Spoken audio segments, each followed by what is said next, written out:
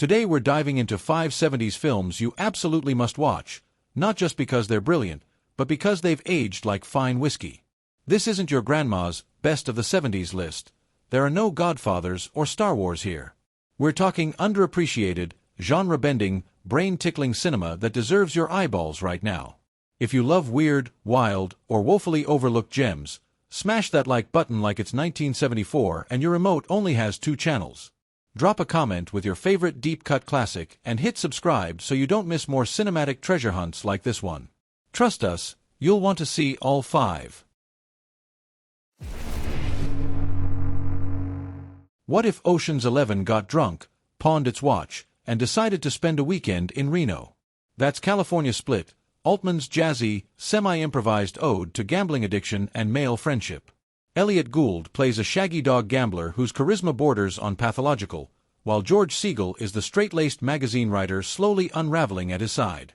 Altman's signature overlapping dialogue and roving camera make the film feel like you've stumbled into someone else's messy life, and you're loving it. Fun fact, it was one of the first films to use an 8-track sound system, making the audio feel like a chaotic bar conversation you can't quite escape. Beneath the charm and chuckles, though, it's a haunting look at addiction in a decade that romanticized risk. You're not that good. George Segal, Elliot Gould, California Split. It's a great game if you know when to quit.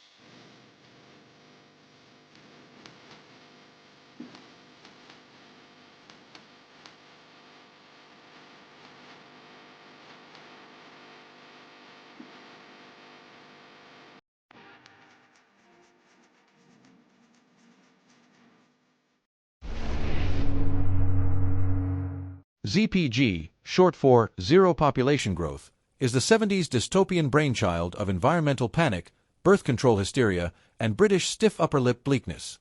In a smog-choked future that somehow looks like IKEA meets Doomsday, having children is illegal due to overpopulation.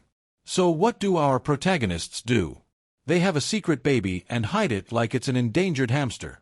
This sci-fi oddity mixes puppets, paranoia, and primal instincts in a way that's both bizarrely theatrical and unsettlingly prescient.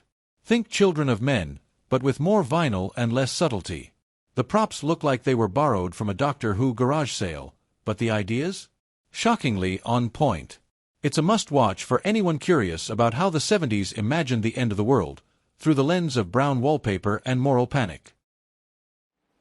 My fellow citizens, it is with a heavy heart that I bring you the findings of the Council. It has been agreed by the nations of the world that the Earth can no longer sustain a continuously increasing population.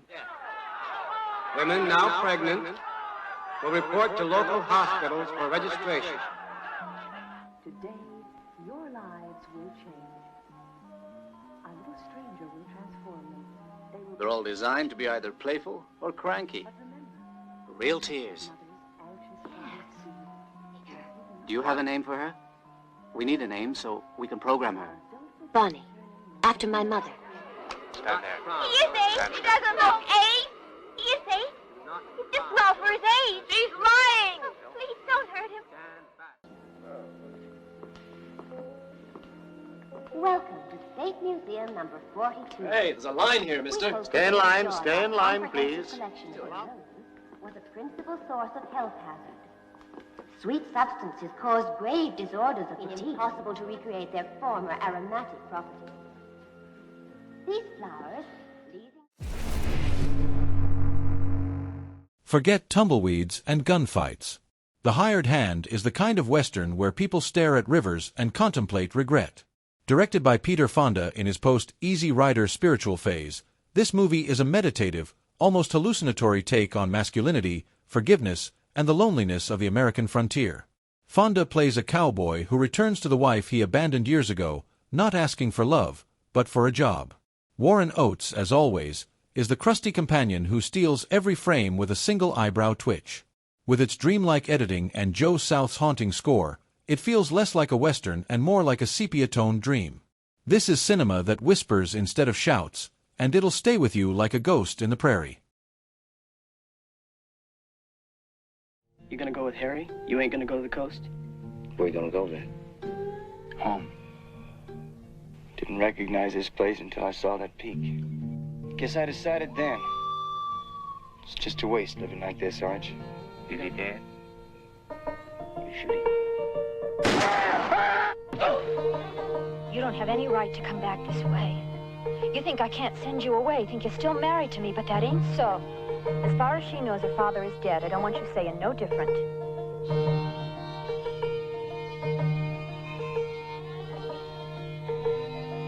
Said she slept with the hired help. Kill him, Terry. Kill him. I'll kill him.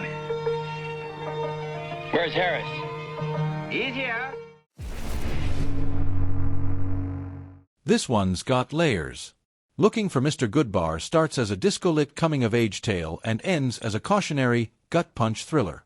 Diane Keaton ditches her Annie Hall whimsy to play a repressed Catholic schoolteacher exploring the sexual revolution's darker corners. Her descent into New York's nighttime underworld is equal parts liberation and doom spiral. Based loosely on a true crime case, the film caused a moral panic upon release and has since become a lightning rod for debate about women's autonomy, danger, and desire in a post-sexual revolution world. You won't find it streaming. It's notoriously hard to track down due to music rights, so if you spot a physical copy, grab it like it's the last lifeboat on the Titanic. Keaton has never been more fearless, and the ending will leave your soul bruised. As long as you live in this house, you live by the rules of this house. Do you understand? Do you understand? Yes, Papa. My money, my rules. Oh, alone in Mugger's paradise. Well, that's great. Now we can worry about you day and night. I can't stay here and be myself. I'll keep in touch. You've got one thing, me. Oh. That's what you've got. Yeah. And to hold on to me, it's got to be me and only me. Get this into one of your two heads. The only one that can think. I am my own girl. I belong to me. Now get out of here. Ah yes, imperialism, ego, and Masonic delusion. All wrapped in a rousing adventure movie that's somehow both rollicking and nihilistic. In The Man Who Would Be King, Connery and Caine play British soldiers turned self-appointed rulers of a remote part of Afghanistan, based on a Rudyard Kipling story that's way more subversive than you'd expect. Huston's direction is grandiose but not overbearing, and the film balances sweeping Lawrence of Arabia vistas with pitch-black humor and tragic irony. Connery gives one of his most complex performances, playing a man whose charm is gradually eaten alive by ambition. The twist ending is Shakespearean in its brutality. You think you're watching a light adventure flick, then bam, it punches you in the colon with existential dread. Cinema at its most duplicitous and delightful. There is no place on earth too forbidding. There is no adventure too dangerous to dare.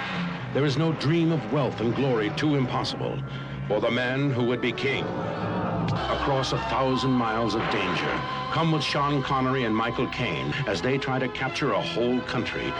They share the treasure. They share the danger.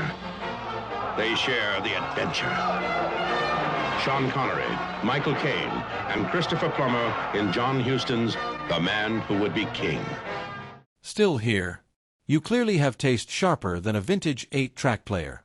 Now tell us, what 70s classics did we miss? Is your favorite collecting dust in someone's VHS cabinet right now? Drop your picks in the comments so we can keep the conversation spinning like a disco ball in a thunderstorm. And if you want more recommendations that go way beyond the obvious, check out our full playlist of hidden movie gems, each one handpicked to surprise, entertain, and maybe even unsettle you. Don't forget to like, subscribe, and hit the bell so you're first in line for the next cinematic rabbit hole.